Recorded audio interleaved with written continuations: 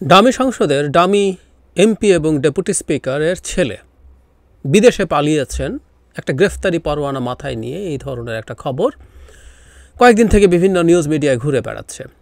উনি বিদেশে গিয়ে পালিয়েছেন না পালাননি সেটা আসলে মূল ইস্যু না, তাকে নিয়ে তাকে ঘিরে যা যা ঘটেছে এবং সেই প্রসঙ্গে সংশ্লিষ্ট থানার ওসি যে বক্তব্য দিয়েছেন, আমি ওসিকে একটা আন্তরিক মোবারকবাদ জানাতে চাই।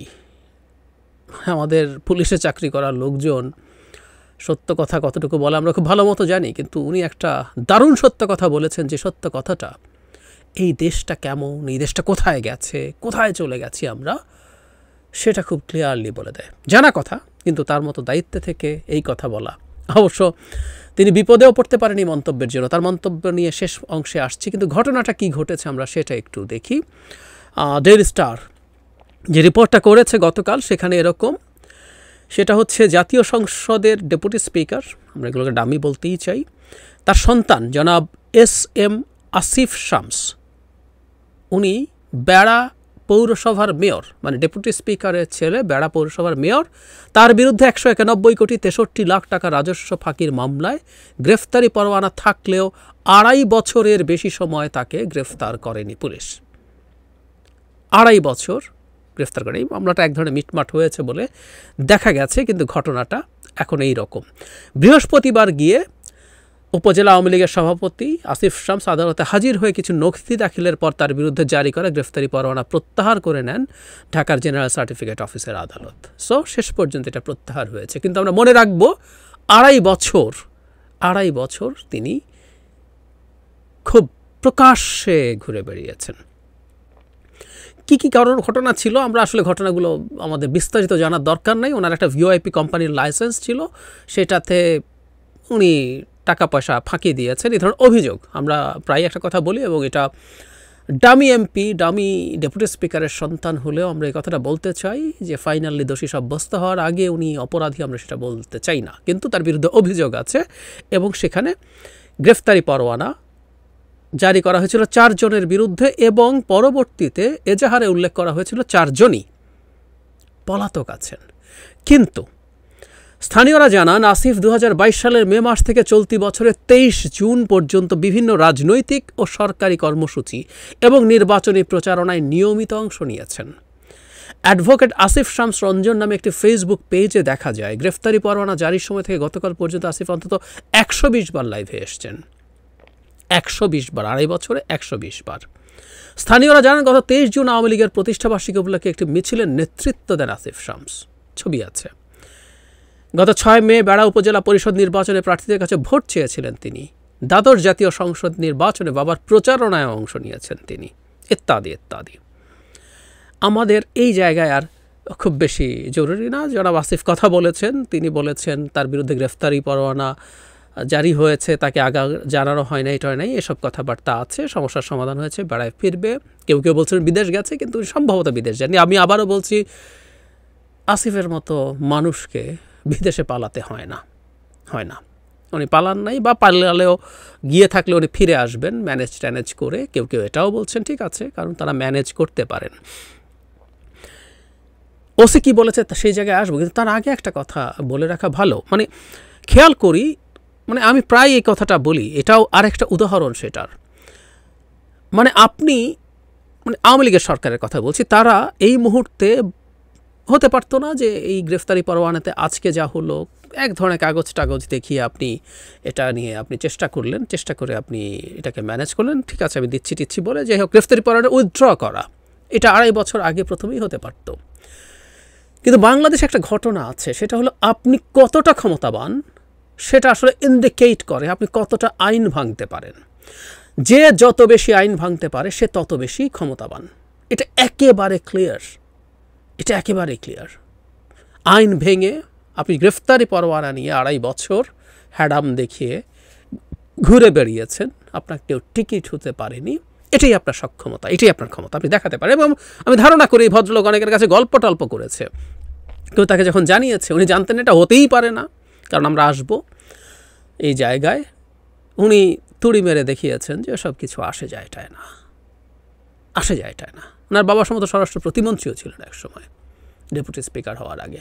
সুতরাং এই সক্ষমতাগুলো তারা দেখান এবং এই দফায় যত দিন যাচ্ছে আওয়ামী লীগের বিভিন্ন পর্যায়ে, এটা একেবারে সর্বোচ্চ পর্যায় থেকে মধ্য এবং নিম্ন পর্যায় পর্যন্ত লিস্ট একটা আইওয়াশ দেওয়ার চেষ্টা, সেটাও এখন আর কাজ করে না। এটা বহু বছর হয়ে গেছে। মানে আপনি আচ্ছা এটা কেমন দেখা যায়, একটু আইনের শাসন ভাব দেখাই, তাকে একটু ধরলামও, তারপর উনি জামিন টামিন নিলেন গিয়ে, এসব যদি কিছু দেখানো হতো, এক ধরনের আইনের শাসন খেলা হতে পারত। কিন্তু এই খেলা টেলারও ধার তারা আসলে আর ধারে না এখন।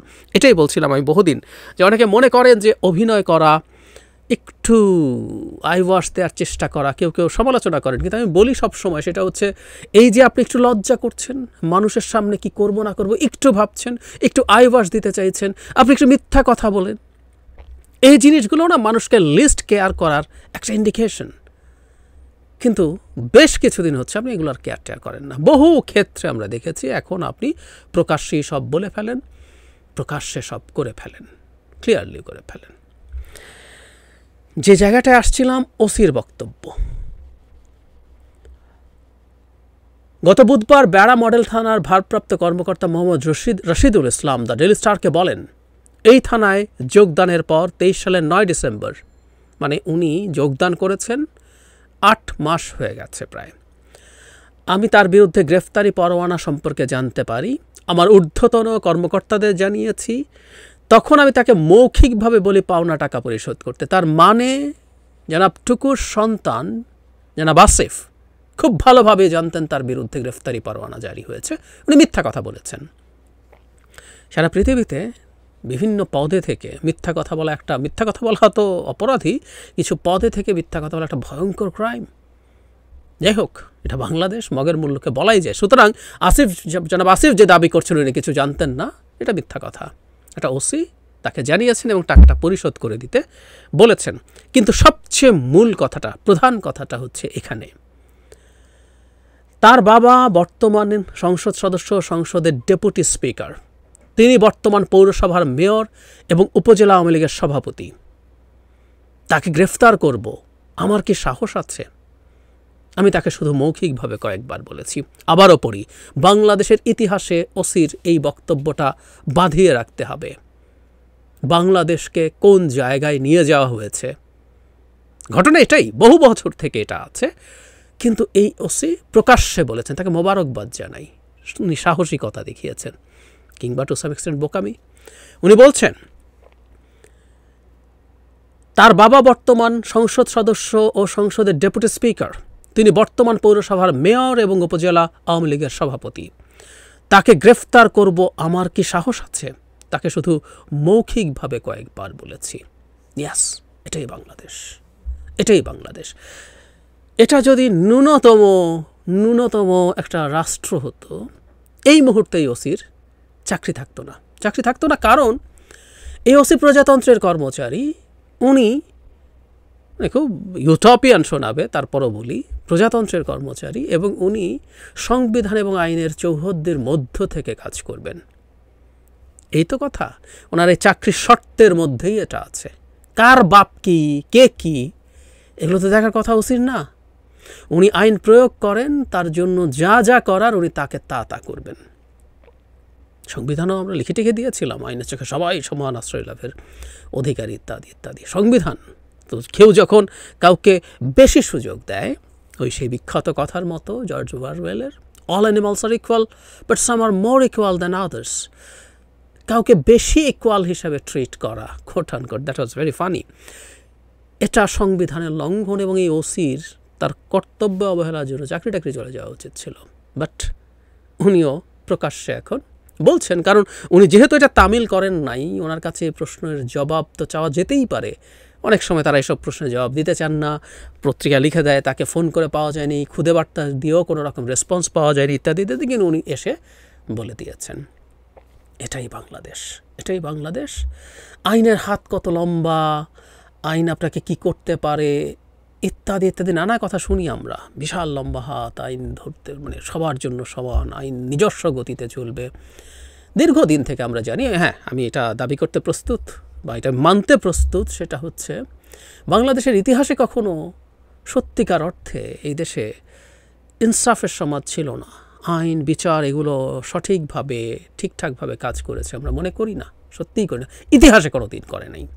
কিন্তু গত বেশ কয়েক বছর স্পেশালি সরকার যখন থেকে সিদ্ধান্ত নিয়েছে নির্বাচনী ব্যবস্থাকে নষ্ট করে ক্ষমতায় থেকে যাবে, সেটা হলো সংবিধানের ৫ম সংশোধনী যখন করে তাদের এই দফায় ক্ষমতা আসার ২-২.৫ বছরের মাথায়, মানে গ্রোসলি ২০১২ সাল থেকে আজকে ২৪ সাল, এই ১২ বছর ধাপে ধাপে আইনকে বিচারকে এমন জায়গায় নিয়ে যাওয়া হয়েছে এটা আর ইতিহাসে কখনো ছিল না। এত খারাপ পরিস্থিতি আর কখনো ছিল না। এখানে আপনার সক্ষমতার উপরে আপনি কে কি তার উপরে ডিপেন্ড করে আপনার উপরে আইন কিভাবে প্রযুক্ত হবে। চিন্তা করি তো, পাওয়ারফুল কোনো বিএনপি নেতাও, আমরা তৃণমূল বাদ দেই, এখানে তো মানে ইনি পাওয়ারফুল মানুষ, বিএনপির মহাসচিব জনাব মির্জা ফখরুল ইসলাম আলমগীরকে কীভাবে গ্রেফতার করা হয়েছে আমরা দেখেছি না? কী সব ইস্যুতে বিএনপির স্ট্যান্ডিং কমিটির মেম্বারদের, বয়স্ক মানুষদের এবং জামিন দেয়া ছাড়া আটকে রাখা হয়েছিল। আর পাল্টা এখন এই জিনিসগুলো দেখি, আপনি স্পিকার, ডেপুটি স্পিকারের সন্তান, বাবার এটা আছে এবং আপনারও পদ আছে উপজেলা আওয়ামী লীগের, খুব হিসাব করলে ব্যক্তিগত পদ খুব বড় না, ইনফ্যাক্ট তার নিজের পদ থাকাও জরুরি ছিল না, খুব জরুরি ছিল না, আপনি তার সন্তান, এটাই গ্রেফতারি পরোয়ানা মাথায় নিয়ে হ্যাডাম দেখি ২.৫ বছরের বেশি সময়, প্রায় ৩ বছর, ৩৩ মাস, মানে আর ৩ মাস গেলে 3 বছর ছিল, আপনি করতে পারেন। অসাধারণ একটা ঘটনা। এই ঘটনাটা আমরা লিখে রাখবো। কেউ কেউ বলবেন যে নতুন কি, আমি প্রায় একটা কথা বলি, প্লিজ এই ধরনের ঘটনাগুলো গা সওয়া যেন আমরা না করে ফেলি, ট্রোল না করতে শুরু করি। ট্রোল করি, কিন্তু এই জিনিসগুলো একটু সিরিয়াসলি নেওয়া দরকার। এবং এই দেশে বসে একজন ওসি প্রকাশ্যে এই ধরনের কথাবার্তা বলেন এবং আমরা মনে করি এই ওসিকে আমাদের আন্তরিক ধন্যবাদ এবং মোবারকবাদ জানানো উচিত এবং এই কথাগুলো বাধাই করে রাখা দরকার।